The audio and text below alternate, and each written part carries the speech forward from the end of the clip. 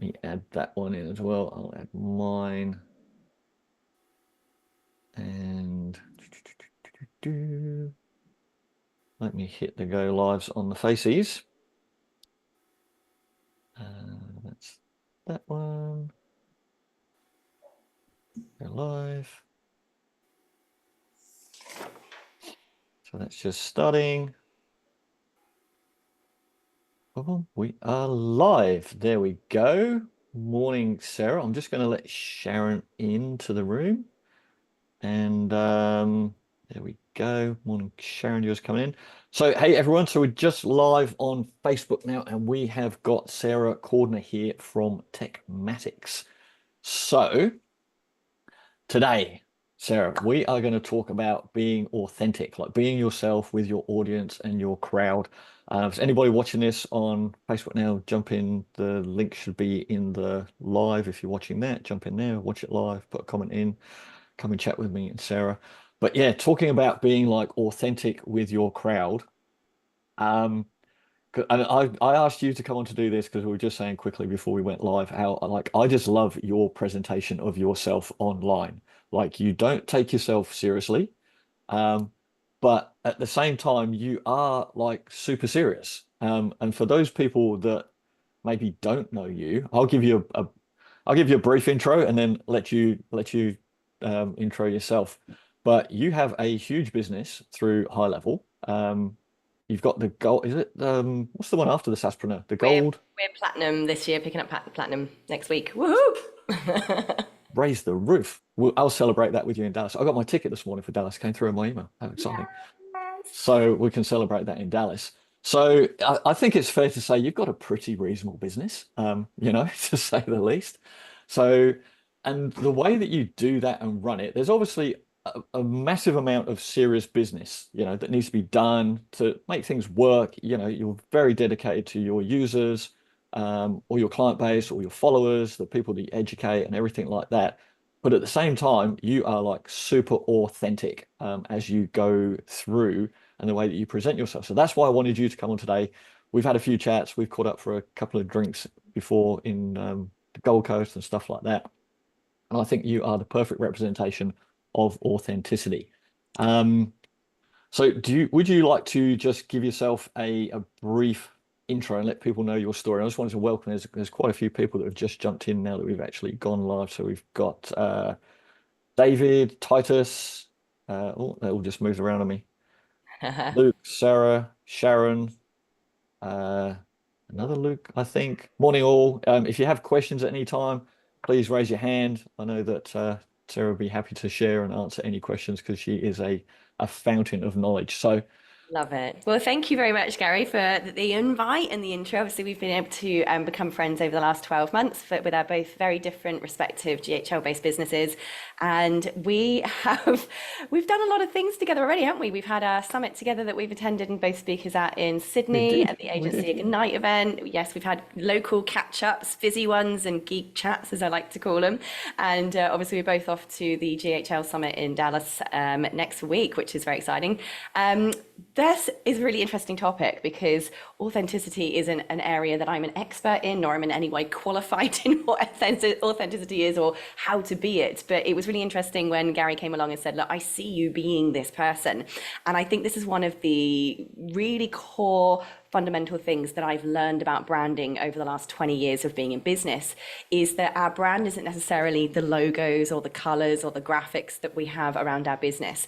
Our brand is who we are being.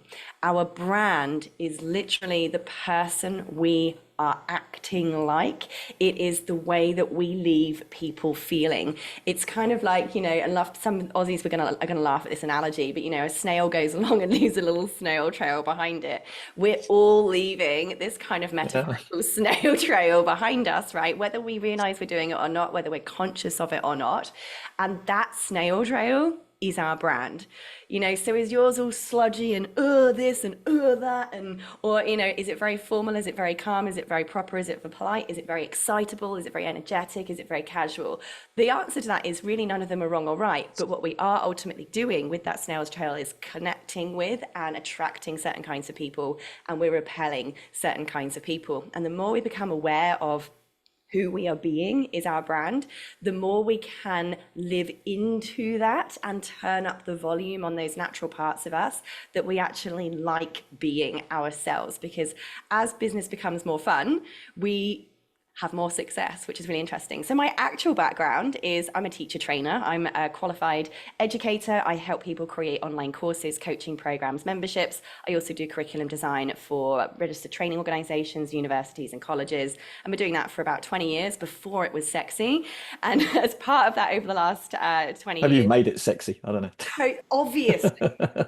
I was helping people set up all of the tech that came with that. And during COVID, all of the platforms that I'd made a lot of money for as an affiliate and educator basically tripled their prices on everyone. And that was the point at which I went, something needs to be done about this. One of my students on a call said to me, Sarah, if you created your own platform, I'd move from everywhere to be with you. And I said, challenge accepted. 6 weeks later, Techmatics was born, and it's been nothing but a great success since. In fact, we had our first valuation at 18 months in at a market valuation of $15 million, which has blown my own pants off.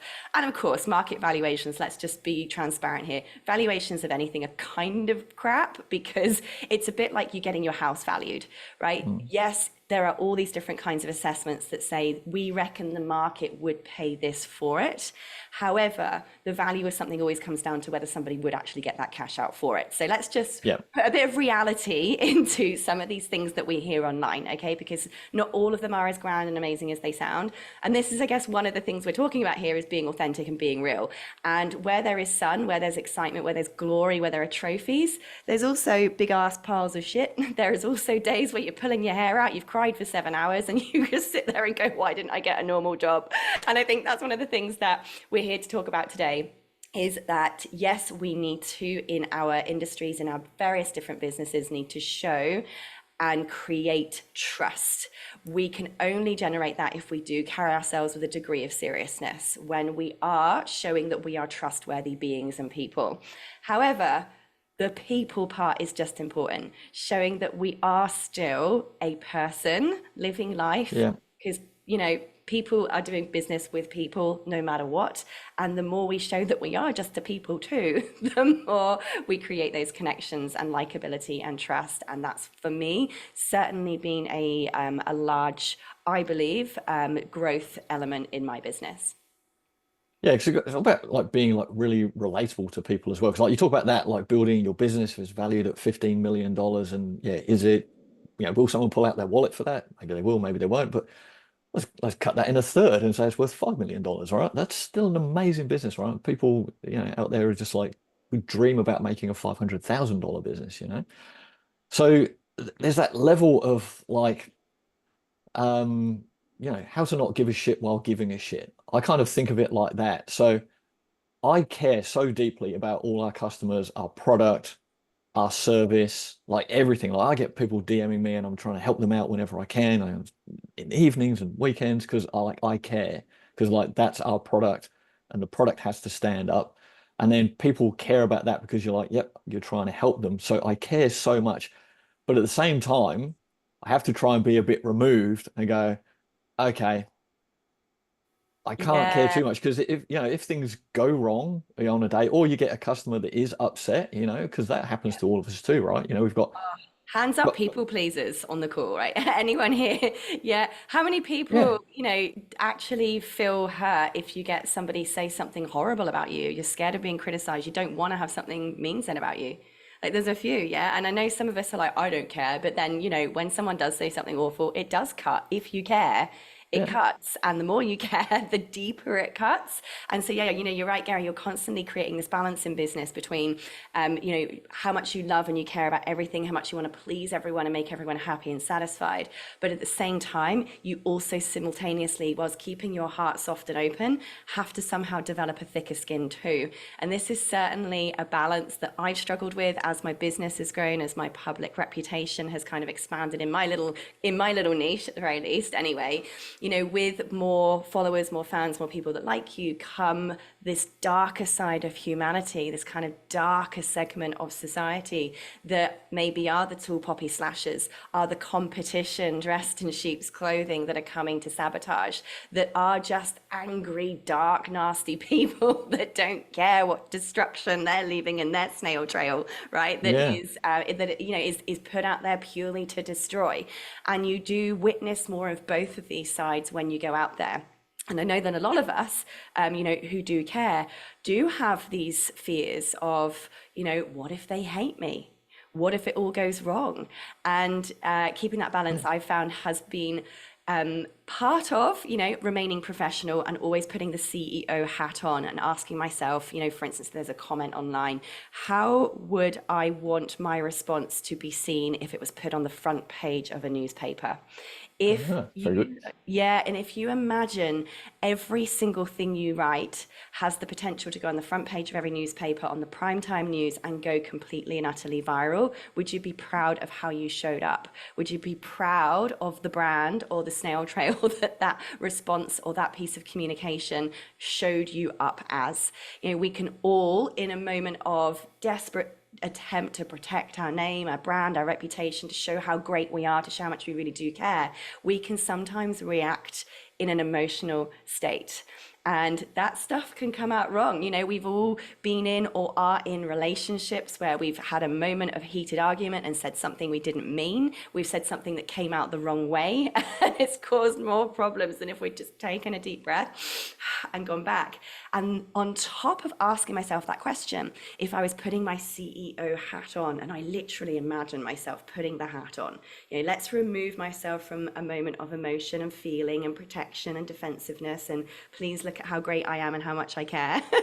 I put on, for me, it's the hat of Maleficent. I don't know if any of you have seen that movie. That's my CEO hat, where I'm like, power. Now, how would I act if I was being the world's best CEO? If I was Yeah. acting in that mixture of lawyer and calm, centered professional with no emotion involved. But then add to this kind of thing we're calling authenticity today, your sense of humor. The things and parts of you that if you are with your mates in your best state and you're having the most fun and you're being the most version of you, how else would you reply to this situation? Because when we're in this moment of being prodded, being poked, being provoked into perhaps not showing up as the best version of ourselves, we tend to act and behave or react in a way that is so opposite to who we truly are. So I would always just first of all go take a break. Who does Sarah want to be? What is my real authentic self here whilst mixing this with business? CEO hat on. Now imagine I'm with my friends being totally me. And when I do that, I respond in a way that's both caring, sympathetic, empathetic, and acknowledging to the other person, whilst at the same time can add in these dashings of dry humor and funniness that kind of would come out of me if we were genuinely sat around my backyard table having a beer together. And when you can take the discipline to think of those two things in any situation, this is when your real authenticity starts to glow, and where you begin to really build this light around you that other people actually start noticing and then saying, hey, do you want to come on my show and talk about Yeah, come on, authenticity? Shan, have a chat. Yeah. Right? And that's it. So that has been a big part for me. And through those things, that helps you discover who you really are. Then you can use other techniques to start infusing the way you show up online, the way you dress and actually show up in the world, to continue to illuminate your brand and leave this feeling behind you of what it would be like to be with you and work with you every single day. Yeah, and I think so. You do a lot of great stuff on video. Like I always watch your videos when they come out. I'm like watching Sarah's video because I get stuff from them as well. Like I know you, and I've met the husband, and I've met your kids, and I still watch your little videos. Going, what's Sarah up to? Because they're great little. Like there's so much just value in them in the way that you kind of put them together. They give me little ideas. I'm like, oh, that's very cool the way you put it together. So video is a perfect medium. And the one that's a terrible medium is written stuff, right? Anything written, I find is like the worst medium for communication because it can just be interpreted so badly. And the thing that I've done, this is like my little tip that I'll give on here that I think has helped me so much because I am constantly tagged in comments. I get questions all the time, like DMs, like literally hundreds a day. Like it's absolutely insane how much I get, right? And I'm just constantly just firing them off and coming back. And with text, it can be the worst medium for communicating ever because people can take, if you write a very short message to someone, they can take that as you being abrupt, you don't care, whatever it might be. And my key that I find, and this seems to work really well for me, and people respond well, is using emojis, right? And I have a little in my little recently used ones. I've got like the heart emoji. I'll use that. A little smiley face, thumbs up, a shaka. Yep, fist pump, Steve. Fist pump. Like those are my whatever that was, like six that are in my continuous kind of cycle because just adding a little emojicon on the end of written text just adds a little bit of view to it. Like, I could write a very short thing to someone on, in a Facebook comment because I'm going through and I've got like 20 to do before my next meeting. I'm just, but I put a little smiley face at the end of it. They know that I'm kind of happy, rather than just reading, well, that's a bit of an abrupt answer. You could have told me a bit more because I can't explain in the text, I don't have time to explain this all now. Here's a link to the support desk. Here's a link to the article. Go and read that because it's all answered in there. Like one of my favorite ones, because people ask questions all the time in our Facebook group, right? Which obviously they're going to do. They don't know what the answer is, and sometimes they don't know what even to look for. And one of my favorite ones is I just write knowledge base for the win, fist pump, and then give them a link. So I'm not trying to be rude or dismissive to them because I know that they don't know what the answer is, but I haven't got time to write a detailed explanation of a reply to their question. I just want to tell them, hey, this is where it is. Here's the link. And if I give them a fist pump, it's kind of, I feel that that adds an entirely different element to if I just wrote knowledge base, or even if I just posted a link to the article, that would be quite dismissive of that person. And I'm not trying to be dismissive of them. I'm just trying to give them the information in the fastest, quickest way I can. But like, there you go, helping Yeah, you and out, this buddy. is something I think that's It's like, very important for us business owners to remember because when it comes to building a brand, when it comes to creating more connectivity with people and making them literally love you and buy anything you sell, is we have to remember we all have very different communication styles. So I'm going to put my teacher hat on here and just kind of point out that, Gary, you've just kind of expressed that for you, text-based content isn't always the most preferred. And you're right, it certainly does have the most potential to be misconstrued or misinterpreted because that tone isn't there. And so when we are going out there and communicating, which is exactly what we're doing with any kind of medium of content we're putting out there, whether it's educational content and videos, whether it's interviews, whether it's funny social media content, whether it's written posts, whether we're doing demonstrations of any kind, we are communicating in a certain way. Most us entrepreneurs do tend to have an A-type personality. This is very dominant, very domineering. We're quite abrupt. We're straight to the point. And to us, that's not rude. We're just efficient. It's about a very efficient based approach to communication. However, people that are in different information processing styles and communication styles tend to need more fluff around the outsides. And I'm going to use the word fluff for people who are coming from more of an A-type personality because we don't feel often that it's necessary, and we're not being rude when we don't add the flowers and the fluff and the detail and the kindness and the love around it necessarily. So I personally have had to learn how to add in more of this fluff around a lot of my communication, particularly when it's written, because exactly like you said, Gary, some things can come across as abrasive or short to people. So when you're thinking about building your brand, this comes down to the types of content that you're putting out there and how you're putting it out. Remember let's go from a teacher's perspective here. My background is that you're going to have people that like to have different ways of taking in that information. You've got your written, your visual learners. They like to see words, they like to read words, they like to see images. Then you have your audio learners. They like to listen and hear things. Then you have your kinesthetic learners. They like something that's practical. Show me so I can do. Show me so I can do. And then you've got the people who like all of that mixed together. So to have an excellent brand building building set of content, we need to make sure that we're actually putting out all of our content in those various forms and varieties if we're going to connect with all of those different kinds of learners. That's the first thing. Now, repurposing is the best way to do that. The thing I use if I'm creating a education or a how-to or a tip video is I simply transcribe the video, and then I've got it in text form for a blog or a text post. Then we then take a couple of snippets from that and make it little image posts with a couple of little quotes or snippets on there. So we're kind of capturing people's attention from all of those different communication styles. You then have different what's called information processing styles. Now, when this particularly is important if you're creating courses or educational content of any kind, but it's also important in the brand building. You have some people who are what are called analytical learners or information processors, and you have global learners or global information processors. And the two main differences of these people is it's basically 50-50. It's half of the world is one, half of the world is the other. So if you want to reach the most amount of people in your marketing, in your branding, in the way that you're communicating, you need to be putting out content that hits both of these types of styles. So the analytical learner, a bit shorter, a bit sharper, a bit straight to the point, but they like everything in order. They love steps. These are the kinds of people who, when they pick up a book, can only read the book one chapter at a time in the right order. Okay, whereas the global, That's me. that's you, yeah. And the global processing style would drive you insane.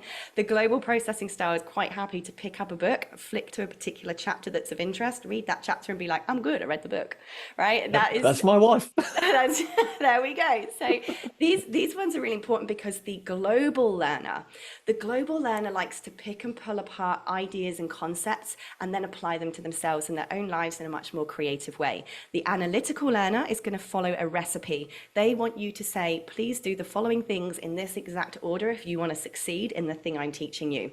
And they are going to love the recipe. They're going to follow it exactly, and they're going to ask you lots of detailed questions. So your marketing and everything you're selling to that particular person is going to need to include language like the step-by-step guide for how to do this. If you follow this exact process, you're going to use words like this blueprint, this methodology, tried and tested system, you'll get X, Y, and Z results. This analytical learner is going to go ping, twig, who's this guy? They're going to stop and listen because it's capturing the way that they love to engage. Your brand is going to come across to them as that guide, that sage, that instructor, the mentor that this analytical learner really likes to work with. You are going to be the person that they will pick as their guide through that branding of doing these little tip videos where you're saying, here are 3 ways that I built a 7-figure SaaS business. Number 1, number 2, number 3, bam, straight to the point. That's the kind of brand communication you'll be doing to capture that analytical learner or information processor. Now, the global side, on the other hand, as I said, they will flip to the middle of a book. If they join an online course, they won't necessarily go to module 1. They might skip straight the way to module 3 because the title of that chapter sort of attracted their attention and their current needs the most. And this is important when it comes to courses, by the way, because the analytical learner is okay for drip-fed content because they're happy to go 1, 2, 3, 4, 5 in order. The global learner will lose their freaking mind if you drip feed the content because they've paid their money up front, and if you're holding back information that they want to jump to, they're going to feel like they've been ripped off or they've got their arms tied, and they're going to ask for a refund because they like to jump around and move about. So the global learner, in terms of the stuff you're putting online, it's going to be that more fun, that more humorous stuff. It's going to be content like a day in the life of me. They want to see more about the life that you're living and get ideas so that they can then concoct and synthesize all of the information they've learned with some ideas that you've dropped in to create their own magic recipe. So any kind of content where it's you kind of just living your life. For instance, my main title I give myself is course creator because that's the industry that I'm qualified in. So I will do videos like a day in the life of a course creator.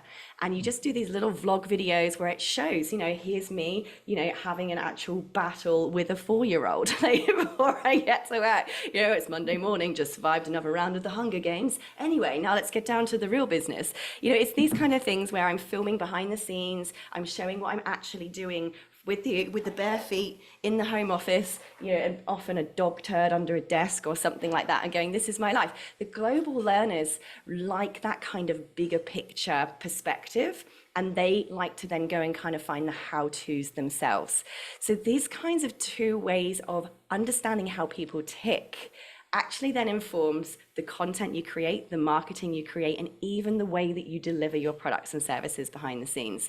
This is all about psychology all of the time. And if you can get those two basics right, and then on top of that, understand that around 55% of our communication of human beings and the first impression people have of you is through your body language.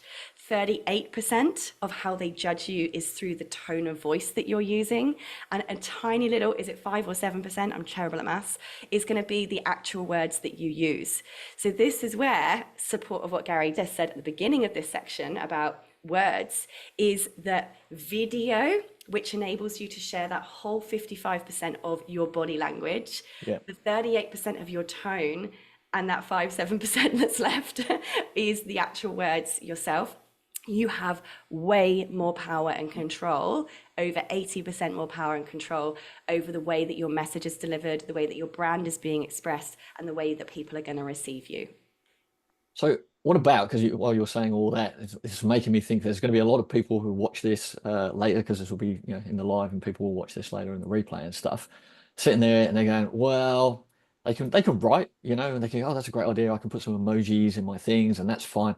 But I can't get on camera. Like, people are going to judge me. I will stutter. I will lose my words. I'm not comfortable. Like, for me, it was always fairly easy because, like, I've come from like a very corporate background. I've done like hundreds and hundreds of presentations to like CEOs and, banking systems and all that kind of stuff. So for me, jumping on a webinar, having a chat, it's no big deal. Like, however many people watch it, it doesn't really matter. But there are people, and I do understand it, like they're terrified. They're genuinely just like, oh my God, I'll freeze up, I will stumble, I don't know my words. Yeah. How do you, like, I mean, there's some advice around that other people give, but what do you say to those people who go, well, look, how are you going to get past that? How are you going to practice that? Like, how do you give a shit without giving a shit about what people think, right? Because that's what we're Yeah. talking about, just So being how do you you. get on camera if you're absolutely terrified of getting on camera? Well, first of all, most people on planet Earth share this same fear, and apparently public speaking is up there with people are more scared of that than actually dying. So first of all, it's normal. Secondly, nobody falls out of the womb knowing how to present to a camera. This is not something that any of the gods or Darwin or whoever or whatever you believe in innately gifted human beings as a skill as having, right? When you look down the barrel of that lens, you are naturally not going to be good at it to begin with. You are also, because of this feeling of unfamiliarity, it's something you don't know how to do yet, because of all of the other fears that come from I'm being seen by other people and therefore I may be judged by other people. We will initially, when we're learning this camera thing, have a massive biological, chemical, and physiological response to being in front of that lens. We will literally begin to shake. Fear and chemicals and cortisol will flood through our body. We will have our heart restricted whilst the rate goes up. We will physically sweat. Now, when our body is in a fear response, guess what? The neurons of our brain actually turn off so that our blood can pump through our body. We genuinely lose or limit our ability to cognitively function properly. I.e., I don't know how many of you have ever tried to do a video and you've literally forgotten your own name the Yes. second you press record, right? Who can relate to that? Yeah, like so many of us. I Oh, have gone God. on. You have, yeah. You forget the name of your own course and your own business, and Yeah. that's because we're in a genuine physiological state whereby the cognitive processing, the prefrontal cortex is turned off so that the rest of our body can actually function on getting out of this life-threatening situation, which is all of our body understands. Now, the only way to overcome this absolute terrifying fear is, first of all, to not go, well, I'm crap on camera. No, you just haven't learned how to do it yet, right? Your body thinks you're in danger. The only way to show your body you're not in danger is to stay there.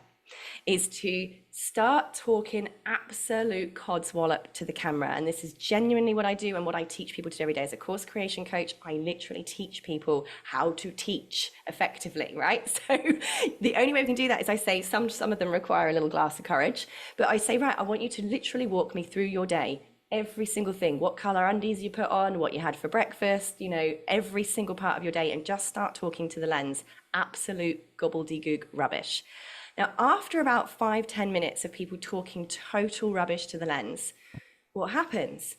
Their heart rate goes down. They stop physically sweating. They're starting to put words together in some kind of coherent manner. And eventually, they fully stop sweating and now they can begin to think. Now those neurons begin to reconnect, refire, and our cognitive processing ability reconnects and turns back on. And all of a sudden, we now can speak again. Brilliant. Now, from there, the only way to keep getting better is to keep on doing it. It's continuous exposure therapy. It's the only way. The people who have got good on camera are not naturals. There is no such thing as being a natural on camera. It drives me nuts when people say that. Again, none of us fall out of the womb having learned this skill inside. Okay? It all comes down to the people who are brilliant on camera, the brilliant people who are brilliant professional speakers, the people who are great at presenting, only got there because we have made an absolute tit of ourselves 1,000 times more than you have, and that you will when you practice as much as we have. This is a skill that is learned, and the only way you learn it is from continuous exposure, continuous doing, and funnily enough, continuously watching yourself back. Now, some people will be like, this is going to make you sort of put yourself in potentially the biggest narcissistic chair you've ever sat in, because you're going to have to get used to constantly watching yourself back on camera. Like my hubby's always like, what are you doing? Are you watching yourself on camera again? I'm like, yes. Yes. You will Aren't they learn, fabulous? isn't it? You will learn more from watching yourself back than from 10,000 presentation coaches put together. All right, because you will learn that tone of voice bit. 38% of communication is the tone of voice you're using. You're going to see for yourself whether you are really monotonous and just talk like that the whole time, whether there's a thing that you keep doing. Yeah, I have to wear my hair up all the time because I play with it and I don't realize I'm doing it. And I watch a video back and I go, far out, that must have been so annoying watching me do this for an hour, right? There's all these things that you don't really pick up. The other thing you need to realize with presenting to camera is that we, unlike face-to-face communication, have this glass lens there. There's a glass lens in the way. And as a result of this distance, we have to be us, but a little bit louder. And that could mean volume. It could mean physical gestures and gesticulation, but you've got to kind of turn up the energy on your natural self. And this comes back to that branding. What parts of me do I want people to see? If you and I were literally sat face to face having a beer together, would I really be this expressive in my presentation? Would I be flinging my arms around like an Italian pizza thrower? Probably less so. But when we're on camera, we have to remember we are in an entertaining position, and that lens does dim down about 30% of our presence. So we've got to turn it up to capture that attention and that audience. Yeah, and it's interesting that thing about like basically it's practicing this stuff, getting used to it, taking little steps. And I'll give you a conscious example of where I did something like this at the weekend. It's nothing to do with presenting, but I don't drink, right? And it's not because I don't like drinking. I do not enjoy hangovers, so I don't drink. But I'm going to break that rule in Dallas because it's my birthday on the 22nd. So I'll have like my annual blowout in Dallas because why not, right? So if you see me, if you're watching this and go, Gary C doesn't drink, and now I've seen him absolutely hammered in Dallas. Like, on half a yeah, beer. it's not because I don't like drinking. I don't enjoy hangovers, right? But we went to an event at the weekend called Polo by the Sea, right, which is just run up here on the sunny coast. It's an amazing day out. And basically they run polo and there's polo going on. It's kind of like going to the races, but with polo, and there's a few events. There are cars there, and a Mercedes racing a polo horse. And basically, people were there drinking and getting hammered, right? Having a good time. And then at the end, there was an after party, right? Where everybody starts dancing. And I don't drink. I mean, I was having a great time, chatting with friends, but I don't drink. And at the end, there's dancing. And like I love dancing, right? Especially when you're drunk, right? Being drunk, dancing, great time. But I was very self-conscious because I'm not drunk, right? So everybody else is dancing, and I was kind of like, I'd like to dance, but I do feel a bit self-conscious about this. And I was like, how am I going to get into that? And I literally just kind of stood there and then I just like did that just for a minute, just kind of got that moving a little bit, and then just kind of hands a little bit. And it took me like 5 to 10 minutes to get into dancing because I couldn't go from like I'm stone cold sober to just going, yeah, on the dance floor. So it's just like taking those baby steps sometimes into just being conscious, going, all right, well, what am I worried about? All right, well, if you do that, that's okay. And you do that, that's okay. And then you'll gain momentum, basically, I guess, is with that whole thing. So that was for me at the weekend, and that was about me presenting myself in front of everyone else. And I mean, feeling self-conscious when actually I had nothing to worry about because everybody else is just drunk anyway and dancing and having a good time, and they're not looking at me one tiny little bit. So I think for the, yeah, those people that are worried about that, these things, and what do people think about? Basically, I think Ricky Gervais says it best as well. He goes, "Don't worry about what everyone else thinks because nobody gives a shit about you. They're all too busy being wrapped up in their own life and their own problems anyway. They really don't care. Nobody's thinking about you at all." Yeah, And that is really true. I think yeah, we're so trapped in our own little bubble, in our own little world, that we often think that our problems are everyone else's, that people know everything we're doing, they care about everything we're doing, when really they don't. And no, there is some, there's some other drama that's one finger scroll along down the newsfeed that's far more interesting than what we're doing or going through anyway. And it's hard to put your head around that because we want to be important and relevant in people's lives. But at the same time, I think sometimes the way that we fear we're being seen is actually much less than what we think. yeah. And that what else is going on for other people, which I think is a really good point, is you never know what's going on for other people. And I always try and remember that. Like when we get, support tickets from people or whatever it is, or sometimes you just do get angry people, right? You have no idea what's going on for that person, right? They're saying, "Oh, I couldn't do this or I couldn't find that or whatever happened." And it's like, well, the answer's right there. You just didn't read that or you didn't click the right button. But I Yeah. have no idea. They could have just had a fight with their wife that morning. You just don't know what's going on with their frame of mind is. And I always try and just kind of take that little step back and go, all right, they're not angry at me. All right. They're just angry about something. So again, I'll give a Yeah. shit without giving a shit. It's like, it's not personal. It's I just love like, that when it what's going comes on? to this kind of this whole idea of creating an authentic brand.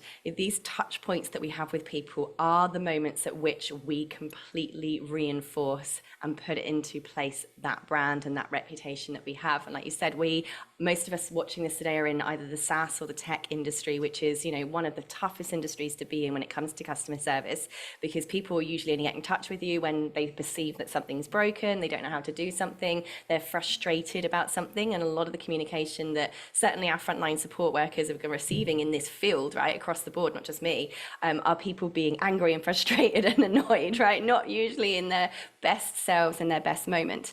And even if the tech that we're using, we have to remember, isn't our brand. The actual tools we use, the tools we're giving to our customers is not our brand. It's how we respond to people and make them feel. Again, it's who we are being as the people. So I always talk to my team, and I think myself when I get somebody who writes, an angry email or someone's annoyed, we got to go, our brand is actually how we reply. And Yeah. people will be so forgiving. I think relationships are made in these little conflict situations when I've had someone say, that particular situation was challenging, but Sarah was so nice and Sarah cared so much. It was a shit situation, but Sarah gave a shit. And I Yeah. think this here is what we need to remember. That could have gone, if we responded the wrong way, situations like that would be, that whole company is shit, right? If we had responded poorly. But because we choose to sit and remember our brand and how we want people to feel with us, that creates raving fans instead of a lost customer and a poor reputation. Yeah, and raving fans as well, especially when like you're in the SaaS business, that's what everybody's kind of looking at. And you have to get out of that mindset as well of like you might be selling your SaaS for $100 a month, right? And you've got a client with a problem and they take up 2 hours of your time, right? Which you kind of go, oh God, this isn't worth it. There's only $100, right? Or whatever. But think about those clients, think about the value of that client and turning them into that raving fan who then will then be your advocate for you. Like we have some crazy advocates because I give a shit and I always take the time. I never look at how long is this taking to figure something out or help this person with that thing. It's just like, hey, how do we solve their problem? Right? They've come here because they've got a problem with their SMS and stuff, whatever it might be.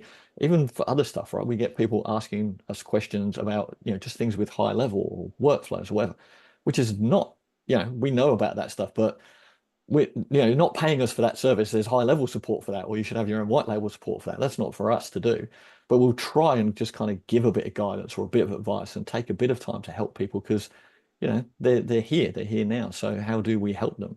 And yeah, people just respond massively to that. I had something the other day. This cracked me up. I showed my wife it. Someone was asking a question in one of the high level groups. I forget which one it was. And they were saying, is there any other SMS solutions for whatever? And I'm always tagged in those things. And someone tagged me in there and said, "Oh yeah, I haven't used this one, but check out my CRM sim. Um, Gary is the Harry Styles of SMS. His raving fans will swoon." Was that you? Was that Luke? I love that. Oh, Luke, that cracks me up. I showed that to my wife. I was like, "Oh my God, that is so funny." Thank you, Luke. That was hilarious, mate. Love that. Honestly, Yeah, and so there you go. I Like Gary, I'd be saying to you if I was like doing like helping you with your branding, I'd be like, how could you actually turn that up more? Like, how could you turn up that kind of sentiment more in your business? Like, is there something, funny you could do? Like the next event, could you dress as that guy or something? Do you know what I mean? I know it sounds funny, but this is where you can start playing on kind of the characteristics and the points that your customers and your audience actually put on you and give you. That is one classic example. We're about to head off to Dallas to the GHL summit. Now, the first year that ran, I was there, and every year there's a party night, and it's absolutely hectic. Has anyone been to one of the GHL party nights? Oh my no. goodness, it's something else. But this particular year, the year 1 year, was the theme for the party night was casino cowboy. I have no idea what that was supposed to mean, but it was casino and cowboys. Now I knew that if there were any other chicks there, they're probably going to be dressed as cute, sexy cowgirls. And everyone knows that my brand is to kind of do things to do the opposite of what everyone else is doing. And so I rock up riding an inflatable horse. Right now, do you reckon that I was Of remembered course you do. in that event? Of course I did. I literally stood out. Everyone knew who I was, and I literally established myself a place in that community from the first ever event that they ran. Now, year 2 comes around. I am in the US a few days early, and I was at some other event, another conference completely separate from the GHL Summit before the GHL Summit. Well, guess who walks in?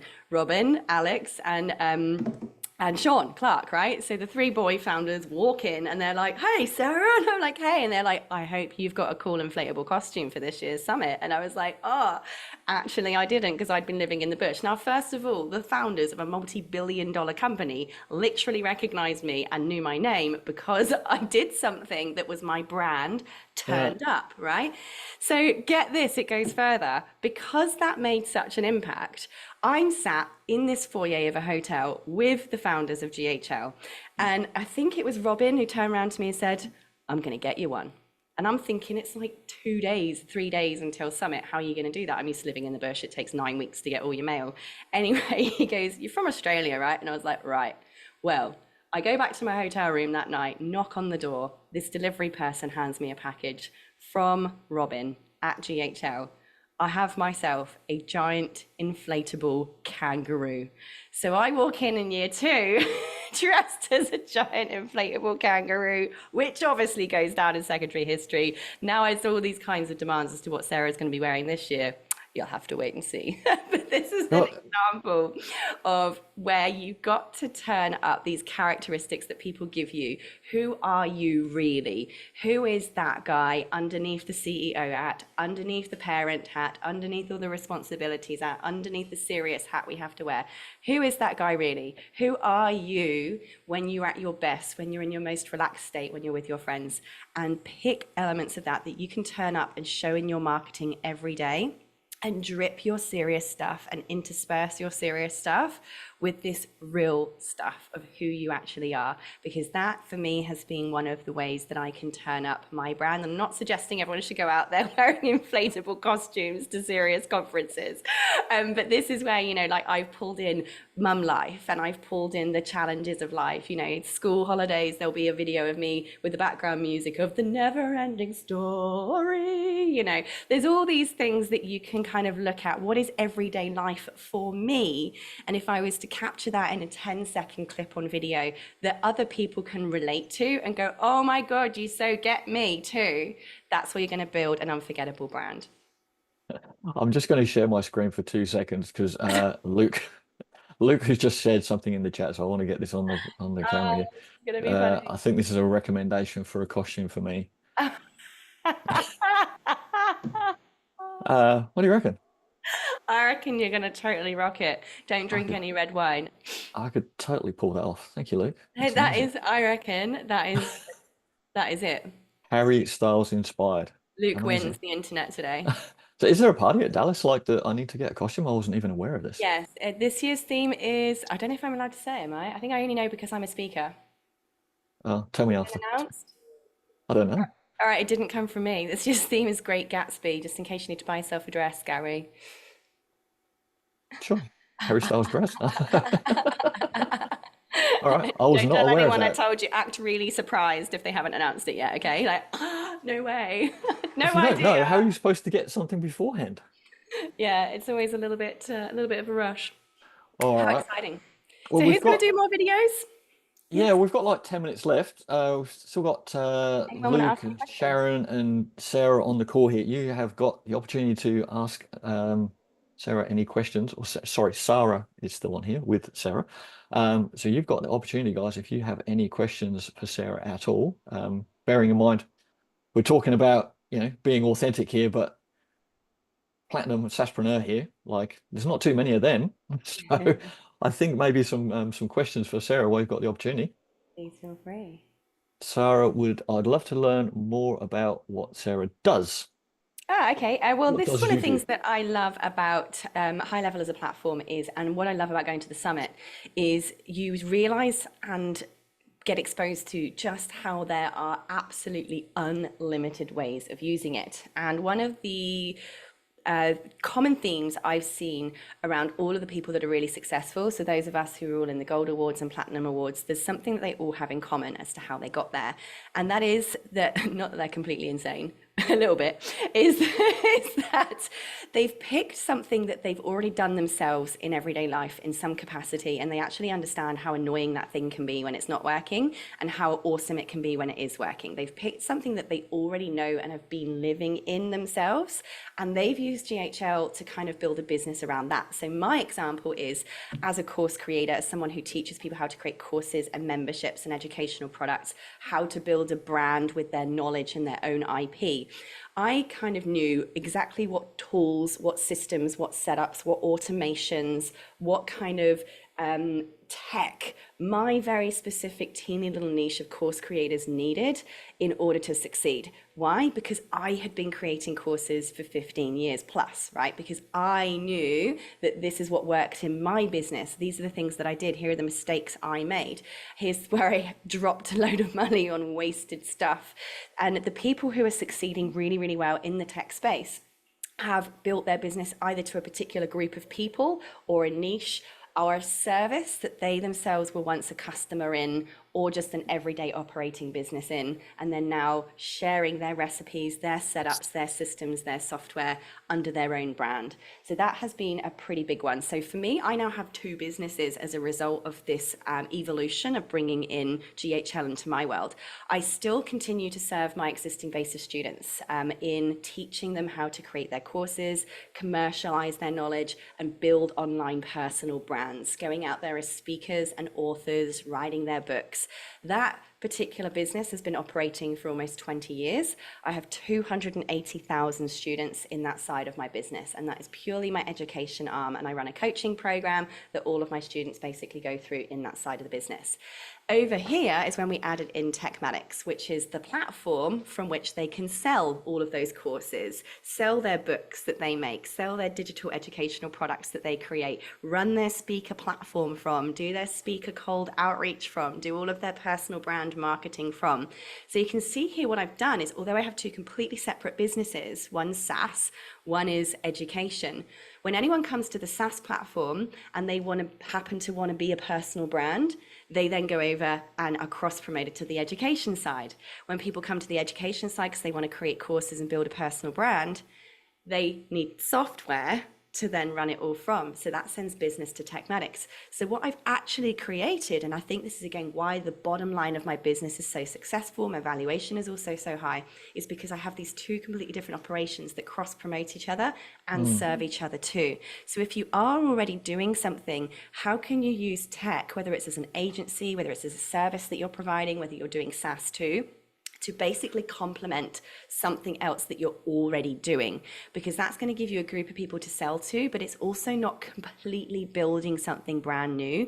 You're actually adding on to something that you might already be doing or doing in part. And that's been a very big part of my success. And certainly I know a lot of the friends that I've made at the same level in this space, it's been a big part of their success too, adding on to improving an existing system. Yeah, awesome, awesome. Yeah, so Sarah loves that. I know what you're building with Healthy Hub, Sarah. We actually had lunch last week, I think it was, because Sarah's actually up here on the Gold Coast. So I'm going to try and get Sarah. You're going to come down to. Sorry, did I just say up here on the Gold Coast, on the sunny coast where we are? You're on the Gold Coast. We're all going to try and come down the sunny coast group for the Gold Coast group catch up at the end of November. Woohoo! So we'll all try and come down for that. So that will be awesome. And then everybody can get to meet you. We can have a bit of a chat about that, and we can talk about what we found out in at the summit, which will be good.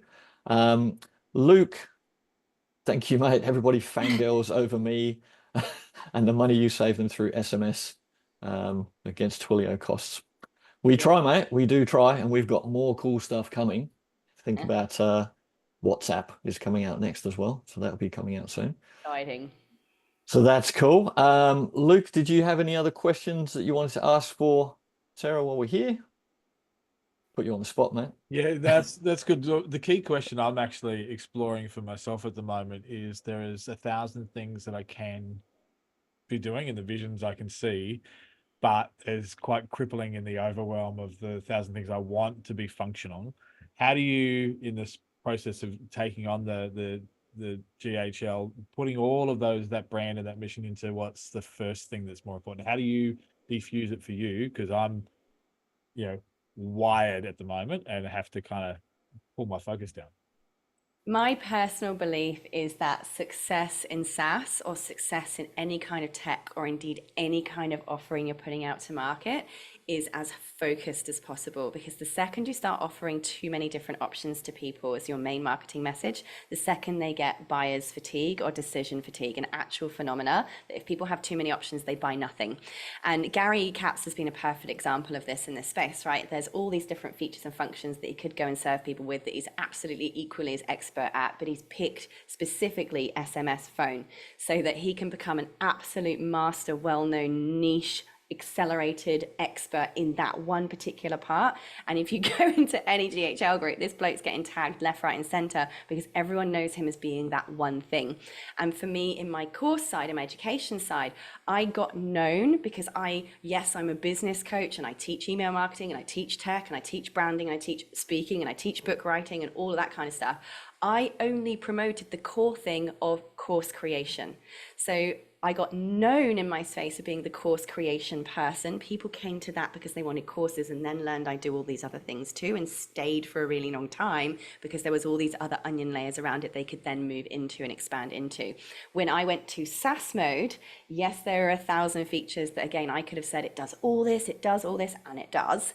And it's available when they join my SaaS, but I still promote the course creation for course creators as my main kind of signpost and flag, so that when people are choosing between me and maybe another SaaS provider that has pretty much the same offering, I know that the people who are in this kind of course creation, educator, speaker, author, coach, consultant space, I've built myself a massive mountain in that area, and I'm going to be the absolute no-brainer pick for, at the very least, that section of the community. Now, later on, you can go on and expand, of course, but I found that focusing in for me has been really important. And what about you, Gary? Focusing is super important. And the one thing I always think it's super important. Focus, find your niche. Everyone kind of advises that, and that is super important. The one thing I would say to you, Luke, as well, is like if you're in overwhelm right now because you've got too many things to do and you're not quite sure where to go and you're trying to learn this, that, and the other, take one step back for a minute and just go, hey, I'm overwhelmed because I don't quite know what the direction is at the moment or how to do all these things. Just go, and that's okay. Because the minute you tell yourself that you're actually okay to be overwhelmed, you can actually calm down for a second because it's not unusual, right? I don't actually know where you are in your journey and as far as sort of setting things up in SaaS or agency or whatever it is. I actually don't know, mate. But if you're overwhelmed because you're just not quite sure.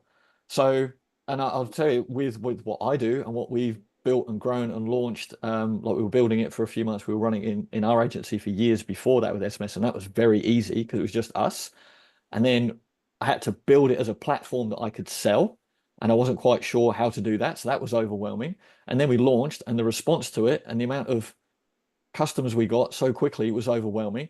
And the whole time I've been overwhelmed. And there's still a lot of the time I'm overwhelmed.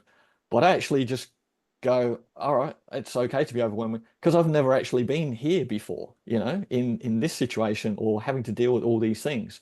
So you'll probably always be overwhelmed. And I'd say, Sarah, like honestly, like your niche, your focus, you have a huge business, like there's days you're overwhelmed, and I know because you put it all on social media, right? And that's the authentic part, but be okay with it. Just like sit back and just go, fuck, I don't really know what to do here, but that's okay because I'm going to figure it out. And I only read this a little while ago, and I don't follow Alex Hormozy at all, but like you can't help but see him. And it was just a little clip that I saw from him. I don't know if it was text or a video, I can't even remember. But he just said the path to becoming efficient is doing all the things inefficiently until you get there, until you become efficient. Sorry. So I can't even say it right. Um, but that's the point. You are where you are right now. Just like, and it's a bit cliche, like enjoy the journey, right? It's kind of that. But you just have to accept it sometimes because you don't know what you don't know. And if you're overwhelmed, just go, all right, I'm overwhelmed. But these are And the 5 things I'm going to do tomorrow.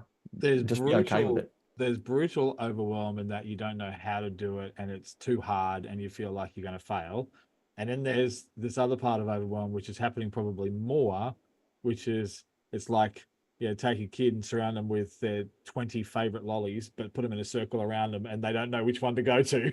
It's like it's exciting, but then you get so mentally exhausted because you want to start every one of those thousand things and Oh, you want I to can go so relate to that one. right. That is So, the so your best. overwhelm is That's the more about best description picking ever. Right. picking the Yeah. path. Yeah. About and then but like no, well I pick all of them every 5 minutes I switch. Okay, I have a solution for this. I can really relate to this. So, how do you deal with complete overwhelm when there's a million different things to do, a million different things you want to do, and you just kind of sit in this situation, you end up short-circuiting altogether? I can so relate to this because as entrepreneurs, most of us have a million different things that we want to do and we wish we'd done and finished yesterday. One book that I read that I don't know if any of you have heard of this, it's called The One Thing by Gary Keller.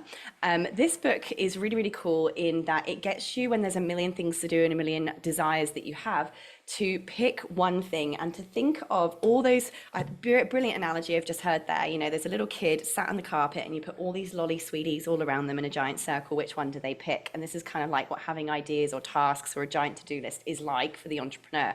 So this proposes that you see all of those sweeties, all of those ideas that are around you in a circle, a bit like dominoes dominoes. You know that when you put those little dominoes, little cubes in front of each other in a big long chain, and you dink the first one over, and they all go bing, bing, bing, bing, bing, bing, bing, bing, bing, bing, and they all fall down. This concept is basically like sitting in that circle of lollies and ideas and to-do lists and tasks and asking yourself, which one of these lollies, boom, if I knocked it, would knock over a few others, because that's going to be the one that's going to have the most impact if I do next. So it's to think of that one thing. If I do that, if I go and have a break, am I going to have more energy, which is going to give me more focus, which is then going to give me, better decision-making ability. So it's kind of going, which one of these sweeties is going to kick over a bunch of other tasks or to-dos or have a big knock-on effect, a bigger ripple effect than any other sweetie in this circle, because that's going to be the one that I should do first at the very least. Now, I took this a step further after I read this book, because this really hit home with me and really helped me kind of make bigger decisions, especially when I was overwhelmed. A lot of the things online where I look like I've got my shit together usually have come after me having complete mental breakdown and crying for 7 hours. But doing this exercise where I've then gone, I call my decision-making process the OBT, the one big thing. And I take this up to my entire yearly planning process. And I ask myself once a year, once a quarter, once a month, once a freaking day, even multiple times a day, what is my one big thing? This is the one primary goal, the big shining star that you are particularly driving yourself towards. So for instance, if you were only allowed to achieve one thing in the next 12 months, what would it be? Now, that thing you will succeed at, but if you were only allowed to achieve one, what would it be? For some people, it's a financial revenue goal. For others, it's a certain number of subscribers in their tech or in their courses. For other people, it's, landing a traditional book publishing deal. But whatever it is, if you were only allowed to achieve one thing in the next 12 months, what would it be? That becomes your OBT, your one big thing. And this is the guiding star that then determines everything that is, or importantly, isn't on your to-do list. Because you're now going to look at all those sweeties in a circle around you, all the things in your to-do list, all the post-it notes stuck around your computer screen. And for each and every one, you're going to pick it up and say, does this directly move me towards my OBT? If it doesn't, that sweetie's out of here. Move on. You're going to pick up the next sweetie. Does this directly lead me towards achieving my OBT? If it doesn't, out of here. So this is going to help you now filter out the things that are not progressing towards that one big overarching goal. You're going to have a sweetie bucket with a label on it called ideas for later. So entrepreneur fear of missing out, you're not getting rid of it, you're just putting it in the ideas for later, because that OBT will keep changing over time, right? Now, once you've got your OBT for the year and you've gone through everything in your giant pile of stuff to do, and you're left only with the tasks that are going to help you get there, now you're going to break it down into a 90-day plan. And you're going to go, and this is my exact current one right now, I've got October, November, December. At the time of recording this video, it is October. So I've simply put down 5-ish tasks for each month that I would love to complete that are going to dramatically step me towards achieving my OBT, which for me is a certain number of subscribers in my SaaS and a certain number of subscribers in my education academy. That's my OBT. It's been my same OBT for years. So this now in one piece of paper, I also have a miniature version stuck on my notebook right on the front page. This is when I sit down and go, idea fart, like idea fireworks everywhere, distraction mode. My brain's got all these ideas. I'm going to go, nope. My OBT is this many subscribers. Let's focus. What's next on the 90-day plan? Other idea in the bucket for later. That, my dear friends, is how I keep myself focused. I'm not getting rid of any ideas that might be good, but it keeps me cool, calm, and collected after the interspersed meltdowns in between. But I hope that helps you and give you some ideas to keep yourself cool and focused. That's great. We do have to probably be careful to separate the dominoes analogy with the lollies analogy. Otherwise, we'll be eating a lot of lollies and not good for our health. So, All right. Well, we're a couple of minutes over time there. thank you so much for coming on today, Sarah. I appreciate you as always. We will catch up in a week's time, less than a week's time. A week's time, whatever it is, a few days' time. I'll see you on your inflatable kangaroo, even while I'm in my pink shirt and feather boa, whatever that might be. Um, Now I'll make sure we put some links with this. If people want to connect with you or find you, we'll put the links to your website. I think your main one, your uh, sarahcordiner.com. That's the Yeah. best way to put that. sarahcordiner.com/links. You'll find all of my connections there for you. We will pop that on there. For anyone who's watching this afterwards, I know we have a lot of Aussies in here. If you are in Australia on the East Coast, we will be having a catch up in the Gold Coast at the end of November, the 29th of November, I think it is. Sure is. I organised it, so you all owe me a champagne. Deal. So yeah, come along. It's literally just going to be like a chat thing. We're just going to come along. I think we're going to have a little bit of a talk about anything we learned at Dallas, but just a chance to network, connect, have a chat, nothing formal. And then you also as well, you're running something on the 7th, the 9th, 7th or 8th and 9th of 9th of November, November. 8th Yeah, and 9th of November, content creation bootcamp. part of your Legends Lab in Gold Coast, but I think you have it online as well. So if anyone wants to find out about how to create a year's worth of social media content in In 2 days, 2 days.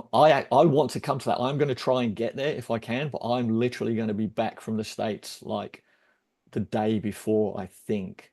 So if I can come on short notice, will you let me? Absolutely. Okay, I'm going to try and come because I would love to come. So if I can be there, I'm going to be there, but I'm not going to commit myself until I actually get back from the States because I've been away for 2 weeks as well. And then I don't know, my wife mightn't be too happy if I'm like, oh, Yeah, get I into all just landed. I'm off to the Gold Coast. See ya. But love I will it. definitely be along for the end of November. So thank you so much, Sarah. Any last parting words you'd like to leave everyone with?